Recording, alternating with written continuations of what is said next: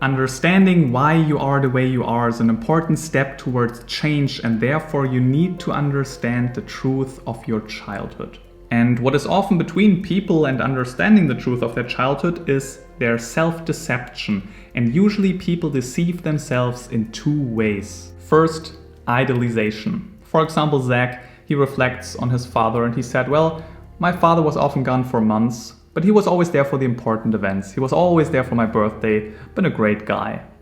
And then over weeks he noticed, yes, he was there for my birthday, but then he was gone for months. I only had half of a father. The second common mechanism of self-deception is called suppression. For example, Emma, she starts to reflect on her childhood and she noticed when she was 7 years old, she started to already become the peacemaker in the family. She was responsible and she was the one who actually made sure that mommy and daddy would get along again. And she was making peace in the family. And she totally forgot about that. By digging deeper, she started to memorize that again. And as Carl Jung already said, until you make the unconscious conscious, it will direct your life and you will call it fate. Now, if somebody's asking me, Marco, how was your childhood?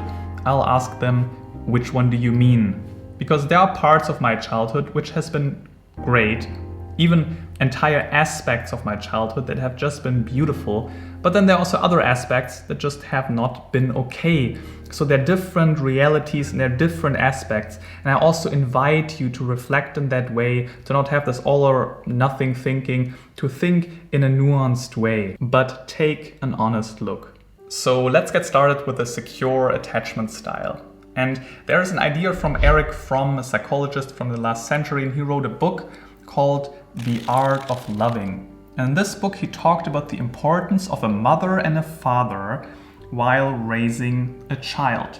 And he said that the mother is a bit more responsible for giving this child the unconditional love, to be the safe haven and always be there if needed, always being available if needed. And basically, this is this deep feeling a child learns that I am enough, independent of what I'm doing. And then there's the father, where people and children more receive this little bit of conditional love. They need to earn the father's praise. Also there they learn the survival skills, and this is where you more learn to be independent and confident.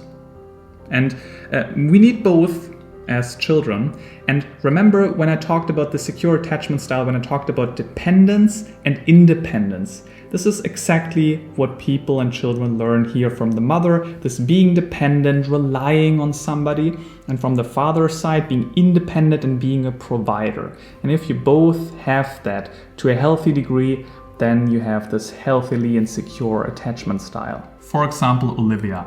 Her mother let Olivia in her childhood openly play. But the mother was around and she also made sure that there was no major danger such as falling off the stairs. And even when Olivia maybe fell, the mother was not just coming around saying, oh my God, this is terrible, what happened? She more came around quickly and said, hey, is everything okay? So she was not making a scene out of those situations. And also, Olivia noticed that I am loved. Even maybe I'm not the best in school or not the best painter, my mom still loves me, and she more praised my effort and not so much the output. Her father was also a loving man, trusted in the ability of Olivia, and though also at the right times gave her responsibilities. She, for example, remembered that in the garden, there was once a time when her dad came up and said, you know, Olivia, this square meter right here, this is now your piece of garden, and you can do whatever you want with that. In the garage, we have a couple of seeds. I can show them to you. You can decide what you want to plant. You can also dig a hole. You can do whatever you want. If you need help, let me know. I'll show you, I'll help you where everything is. And we can also do this together, but it's your piece. You can do whatever you want with that. And Olivia's parents understood that children are not here to satisfy the needs of their parents. It's the other way around. Parents are here to satisfy the needs of a child. People with an anxious attachment style often had parents that were either overcritical or overprotective, those helicopter parents, or maybe even both. And there's a good reason for that. Probably your parents also had their own unresolved topics, and that's why they overcompensated that in, for example, being very controlling. So they're not doing this for fun. There's a good reason for that. So there's, for example, Emma, and her mother was very anxious, even overprotective, very rule-based and strict. And again, her mother had nothing but good intentions, but still she was a little bit too much. And her father was a little bit of a narcissist, knew everything better, has been very overcritical in a sense. And nowadays, as a result, Emma never learned to be independent. That's why she often feels anxious. She often has this imposter syndrome. She also doesn't even really know what she wants because nobody asked her in her childhood. She always got feedback, always been criticized what to do. Nobody really asked her, hey, what do you want? She couldn't really develop the sense of autonomy. And she also needs constant feedback. If her boyfriend, for example, doesn't text her for a while, she gets a bit anxious. She thinks, oh, maybe something is wrong, because she's used and even addicted to having this constant feedback that everything is fine. She focuses a lot on the outer world and what others' opinions are. She often has this feeling of, oh, maybe I'm wrong, maybe I'm not good enough.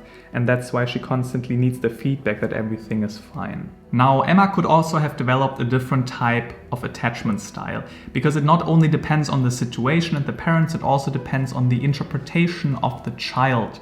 There are often siblings that have been treated fairly similar, but still they develop different attachment styles. And also, there are also other additional factors involved, such as, do you have a lot of siblings? Are you the youngest, the oldest? How have you been treated differently?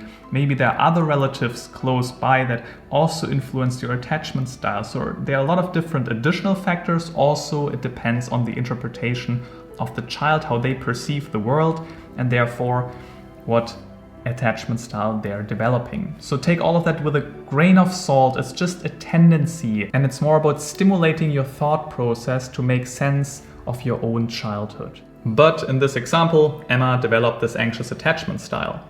If we now talk already a little bit about love, often we don't love what we need, we love what we used to.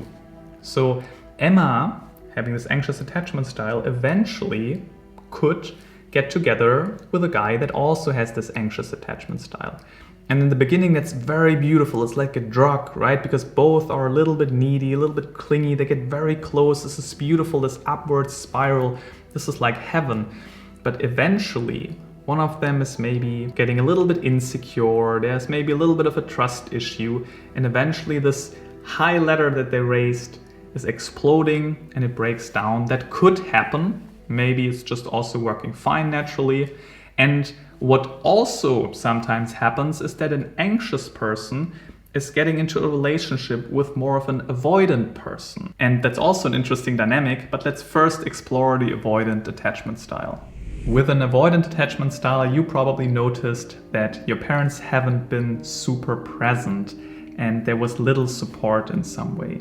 They also didn't show so much emotions, and you also noticed that you shouldn't show so much emotions. They have been a little bit more detached and maybe even uncaring. For example, Zach. His father didn't show so much emotions. He was more of a strong guy, very busy with his business. He was a lot gone and also didn't show so much interest towards Zach. And his mother, she was more anxious and worrying, but not about Zach. She was more worrying about herself and the relationship to her husband. And Zach noticed that, and he emotionally supported his mother quite early on. He took on a lot of responsibilities, also emotionally, and that's called parentification. Because at this time, it actually should have been the other way around. His mother should take care of Zach, but it was actually now Zach taking care of his mother. And just because you experienced this parentification doesn't mean that you're necessarily having an avoidant attachment style. It's just an example right now. So Zach grew up very fast. He put back his own needs. He even felt a little bit like a burden, so he didn't show a lot of emotions. He became avoidantly attached. And nowadays, Zach does not have a great sense of his own needs and who he is, because he couldn't really ask himself that. He was more suppressing that. And also, if somebody's getting too close, he doesn't really like that. He likes to push people a little bit away. He doesn't like to take care of them too much, just like he had to with his mother back then. And again, we don't love what we need, we love what we're used to. So Zach maybe gets into a relationship with a person that is also avoidantly attached. And that is going fine, but it's not a beautiful, deep, vulnerable relationship. Or maybe Zach gets actually together in a relationship with Emma, so with a more anxious person, which by the way also reminds him a little bit of his mother, and he's kind of used to that, so he kind of thinks that's how maybe love is supposed to be in a subconscious level. And that also works, this connection of avoidant and anxious attachment style. And here's why. Zach on some level actually feels quite happy about that, because he's pushing Emma a little bit away, he's keeping the distance, but Emma is always coming back. And Zach actually likes that because he actually wants closeness, he actually wants somebody that truly loves him. And Emma even always coming back, even though he pushes her away, to some degree is to Zach's liking. And Emma, in a sense, also feels comfortable because her beliefs are constantly confirmed. Yes, I told you, I'm not loved, I'm always pushed away, and maybe that's to a sense also how love is supposed to be. But he's a great guy, he seems so independent and he seems so mature in some sense. And that's why eventually they stay together. Maybe this also just explodes because it's just escalating. You know, Emma's coming closer, Zach is always getting more and more into the distance because it's just too much for him. So he's going even more extreme. And while he's more withdrawing, Emma's coming more and more after him. Like, why do you run away? I want this close relationship. So at some point it's maybe escalating and they just break up. That's also possible. But maybe it's just also working out. But that's a common pattern where people also feel attracted to. And again, there are different outcomes possible. Maybe an avoidant and avoidant person coming together, or anxious and anxious avoidant, or all kind of other combinations. But there are often tendencies and there are often certain dynamics that are happening in those certain type of relationships. And lastly, there's the anxious avoidant attachment style. Here, there are often disturbed family dynamics. There is sometimes even neglect, abuse, childhood trauma involved. There's some unpredictable and inconsistent behavior of the caregiver. Sometimes they act like that, sometimes they act like that.